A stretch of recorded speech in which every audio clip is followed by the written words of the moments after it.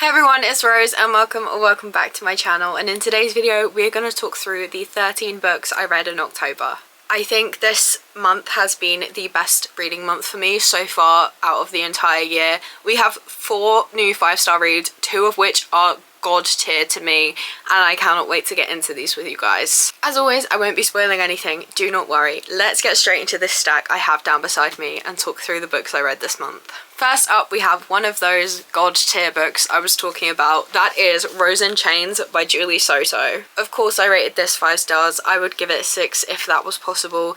This is a dark romantasy and it was so good. It changed how I view fantasy. I've always been really intimidated by fantasy, and as I've been reading more of it, I've still been avoiding certain books because I don't know, I just never think a fantasy book is going to live up to the hype for me. This one exceeded my expectations by so much. You should definitely check content warnings. There are a lot of dark things that happen in this book, but I am on the edge of my seat waiting for the next one. It's not coming out for over a year, and I kind of wish that I knew that before I went into this, but I am just so addicted to this world. This is my first book from Julie Soto, and as far as I'm aware, it's her only fantasy she's published, and I'm really excited to read some more of her books and see what she does with other genres because her writing in this is amazing. Absolutely, 1000% recommend. Go read this book, honestly. Next up, we have Razorblade Tears by S.A. Cosby, which I rated 3.5 stars.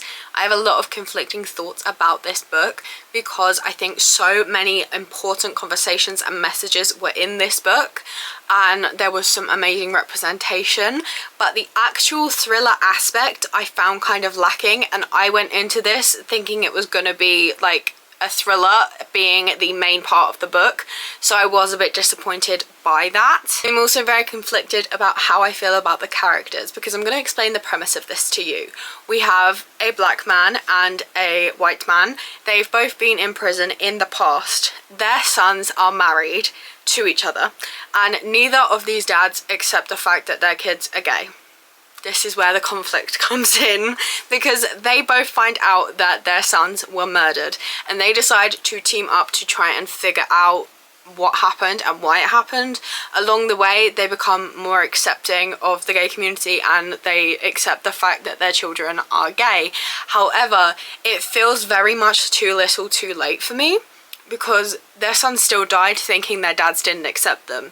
Great that by the end of this book you're now an ally, but your sons aren't going to know that because they died before that happened. There are so many important topics and conversations in this book regarding race, gender, sexuality, the prison system and how it is corrupt and racist at the heart of it. So I did like those conversations, but I thought the actual thriller aspect of figuring out who did it, I was very bored. It was very slow.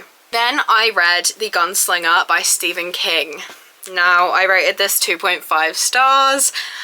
Yeah, so let's talk about it, I guess. This was my Stephen King Book Club's book pick for the month. We are slowly making our way through all of Stephen King's books in publication order because that is the best way to understand all of the Easter eggs. We got to this one. It is the first book in his Dark Tower series, which is a very polarizing series. I feel like you either love or hate it. There's no in between. I feel like nothing happened in this book. It was only like 230 pages and it felt like so much longer than that because it felt like it took a long time to read, and like I said, nothing really happened. I have heard that as you go throughout the books more stuff happens and the books get better. I will be continuing the series because I do want to read everything Stephen King's ever published. That is one of my like lifetime goals. But let's just say I'm not looking forward to reading the next one because I don't know when it's gonna get better. This is a fantasy series. That's Stephen King's take on fantasy. That's all I can really tell you because nothing really happened. But we do have another 5-star because next up I buddy read The Intruder by Freida McFadden with bestie Ellen. I rate Freida McFadden books based on vibe, okay? Would I compare it to my other 5-star reads? No. Because I go into Freida McFadden's books expecting plot twists that probably won't make sense and I won't be able to guess, expecting fast pace, expecting a bunch of twists and turns, and expecting a good time. so I got all those things, so it was 5 stars. If another author had pulled some of the stuff that Frida pulls, it probably wouldn't have been a 5-star, but I know what I'm getting going into it. I know what to expect with her, and I got exactly what I wanted out of the experience. Going into this blind, I'm not going to tell you anything about the book. It was fun.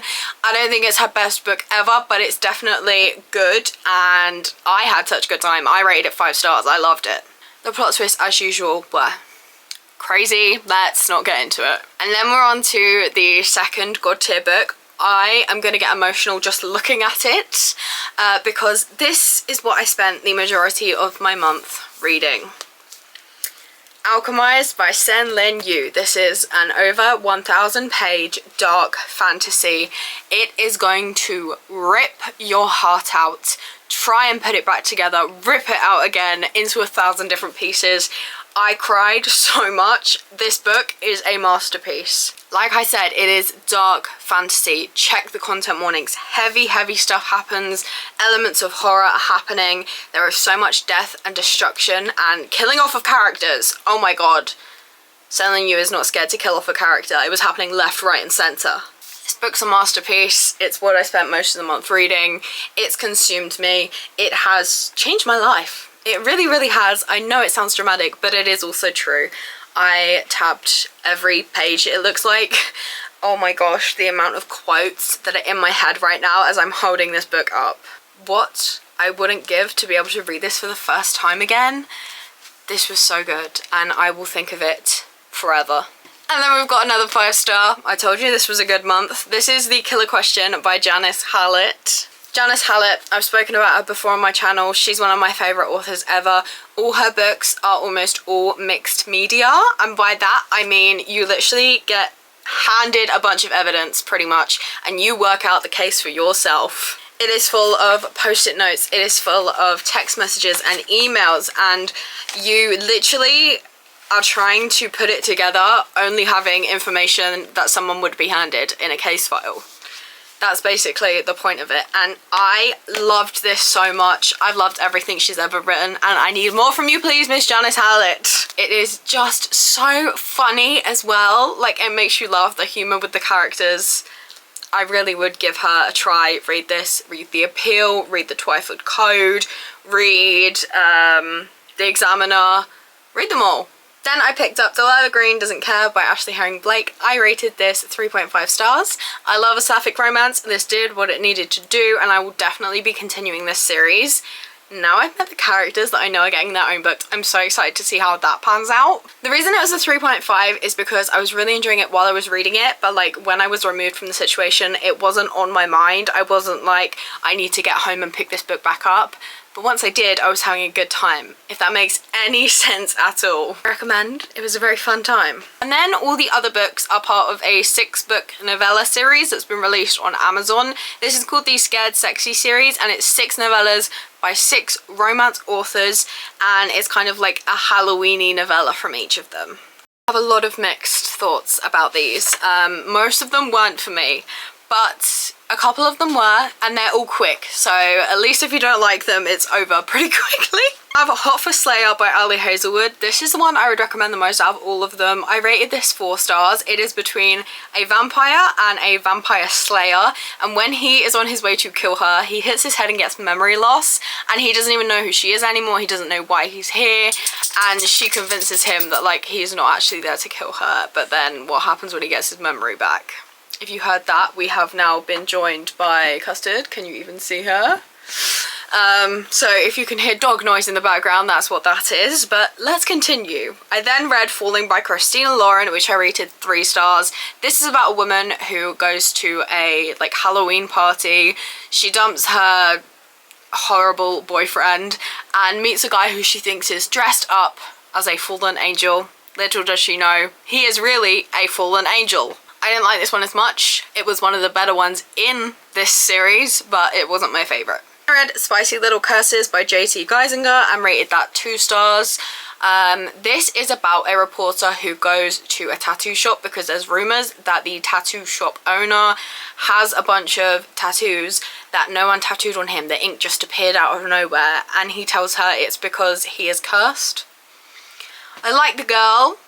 that was about all I liked. I feel like the last 20 pages added so much plot stuffed into it that we should have had this either be a full-length book, or we should have not had that end 20 pages, because none of it made sense. And then it was so rushed because it was a novella. I didn't like it. Book 4 is called Space Vampire by Ruby Dixon, which I rated 3 stars. This was really fun. This was about a human who has been captured by aliens and is like on their spaceship as their pet. And there's an experiment that's gone wrong and all the aliens flee the ship, and she is left there with said experiment gone wrong, who's an alien vampire? I don't know, it was really funny and really unique and I liked it. 5 is called Beautiful Nightmare by Katie Robert, which I rated 2 stars. This is...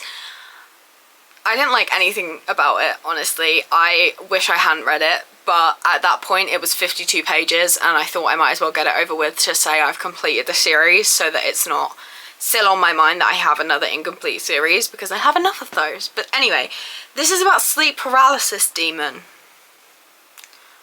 There was no plot. I didn't like it. No. Last one was called My Boyfriends Are All Monsters. I rated this one 2 stars as well. This is by Kimberly Lemming. What the hell was this book? I don't even know what it was about. Like, I couldn't tell you how that happened. It was a whole load of nothing and I didn't like it. But at least I'm done with the series. It ended on a disappointing note, but I did read those novellas spread out throughout the month. I just wanted to group them all together. So I didn't have like 2-star reads back to back. It wasn't that bad. And I had a lot of 5 stars in between, so I can't be too annoyed. So I guess those are the 13 books I read this month. I'm very excited to see what November brings after how many 5 stars I've had this month. I hope that that continues and I have some more great reads to talk to you about at the end of the month. That's where I'm going to leave today's video. Let me know what you read in October and if you read anything good you would recommend, because I'm always looking for new recs. If you'd like to see more from me, please be sure to like and subscribe as I post new vlogs every single week. I hope you have a lovely day and I will see you in another video. Bye!